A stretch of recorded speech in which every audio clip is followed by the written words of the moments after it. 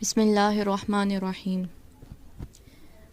اپنے استاد کی عزت کرنا سیکھو، کیونکہ اسی کی بدولت آج تم یہ عبارت پڑھنے کے قابل ہوئے ہو۔ سکندر اعظم کا قول ہے، میرا باپ مجھے آسمان سے زمین پر لایا، لیکن میرا استاد مجھے زمین سے آسمان پر لے گیا۔ استاد دنیا کی بہترین ہستی ہے، اس لیے ہمیں اپنے استادوں کی عزت کرنی چاہیے۔ استاد کی عزت ماں باپ سے زیادہ کرو، کیونکہ وہ روح کی اصلاح کرتا ہے۔ ہم زندہ رہنے کے لیے والدین کے مقروض ہیں، لیکن بہتر زندگی بسر کرنے کے لیے اپنے استاد کے مقروض ہیں۔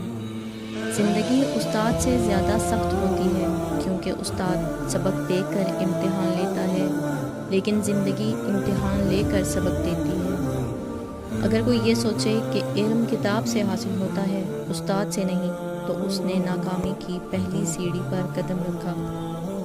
ہماری درسگاہ میں جو یہ استاد ہوتے ہیں، حقیقت میں یہی قوم کی بنیاد ہوتے ہیں۔